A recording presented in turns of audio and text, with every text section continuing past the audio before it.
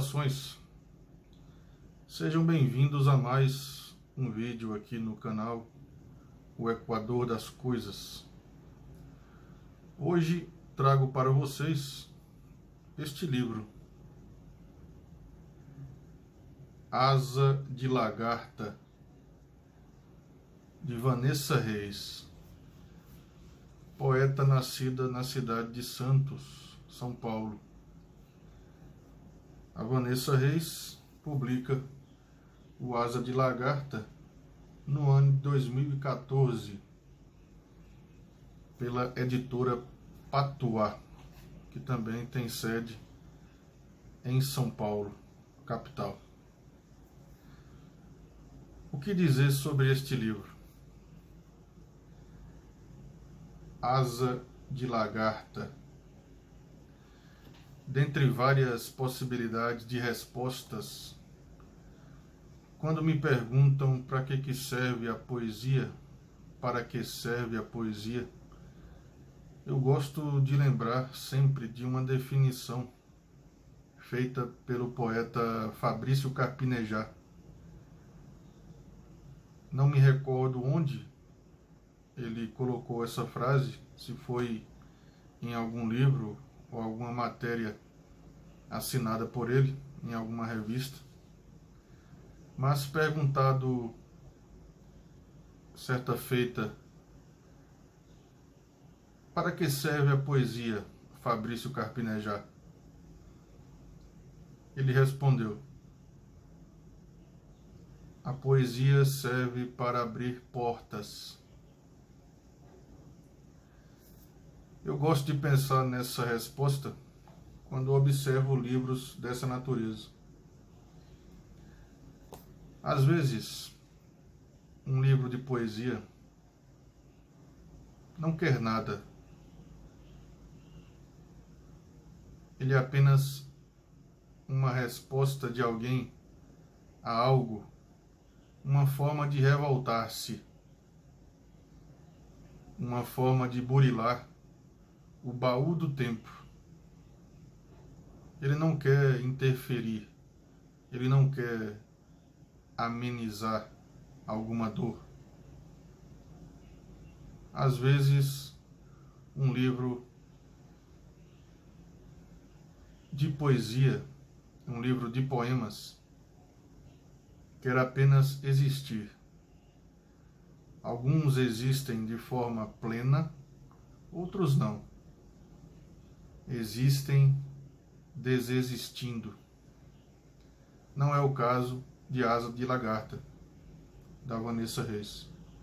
Este livro, além de ajudar a abrir portas, ele existe de uma maneira muito bonita, porque a gente percebe uma grave trajetória em seus escritos.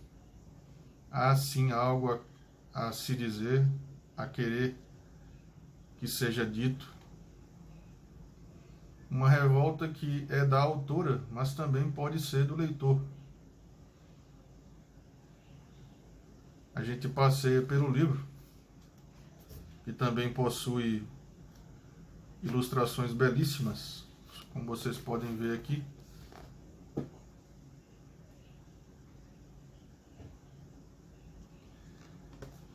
E a gente se encontra, sim, um livro de poemas também pode ser um livro para sugestionar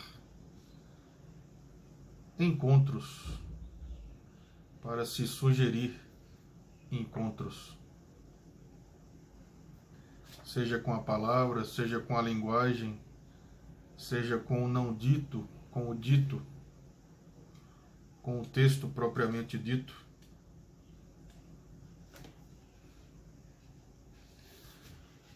Você que é amarelo, a cor mais difícil de gostar, que fala de mais e de menos, ao mesmo tempo, quando me surge, vem de debaixo da língua ou da unha, e não, comumente, de um lado ou de outro da rua.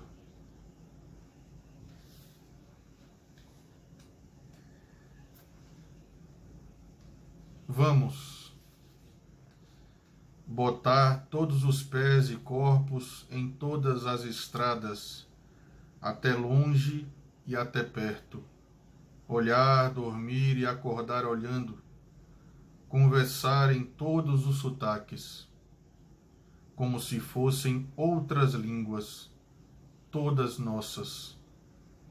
Vejamos por baixo de nossas peles inquietas, confirmando que somos como sempre nos vimos, e sempre diferentes disso, através dos olhos e cheiros de nós.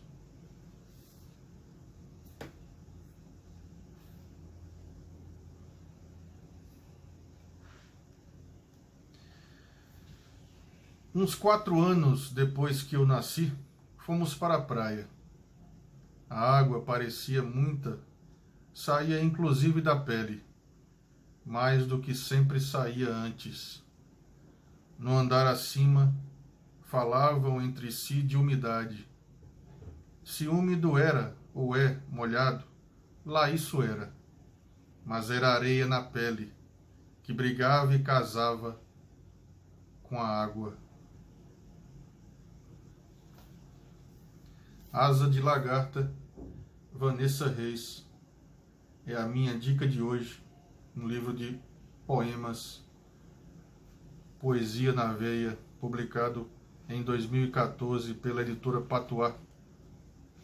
Inclusive, pessoal, este será o livro que eu vou sortear aqui no canal no dia 9 de julho. Tem um vídeo aqui do sorteio, caso você se interesse em participar, fique à vontade. Agora vocês vão ficar na presença belíssima da nossa querida correspondente portuguesa, Cristina Seixas, que falará mais sobre literatura com vocês. Um grande abraço e até breve.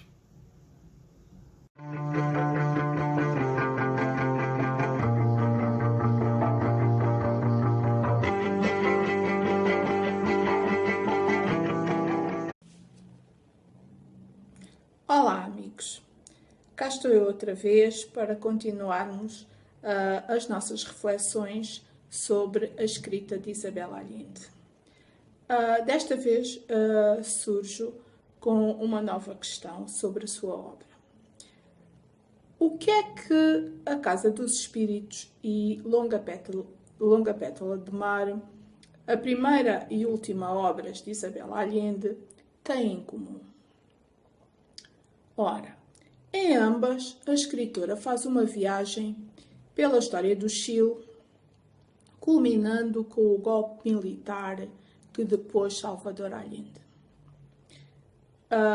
São da autoria de Pablo Neruda as epígrafes escolhidas por Isabel Allende para introduzir as temáticas dos dois romances, assim como as temáticas de todos os capítulos de Longa Pétala de Mar. Em A Casa dos Espíritos, o nome de Pablo Neruda nunca é citado, nunca é referido. E ao longo da história, ele aparece designado apenas como o poeta. Mas, através das descrições que são feitas ao longo do livro, o leitor conclui que se trata de Pablo Neruda. Se não vejamos uma passagem do livro. O poeta agonizou na sua casa junto ao mar. Estava doente e os acontecimentos dos últimos tempos esgotaram-lhe o desejo de continuar a viver.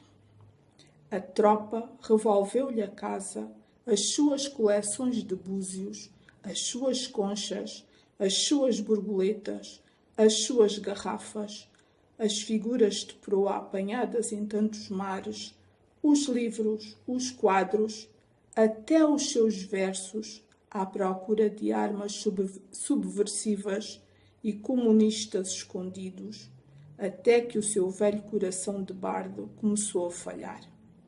Levaram-no para o hospital, morreu 4 dias depois.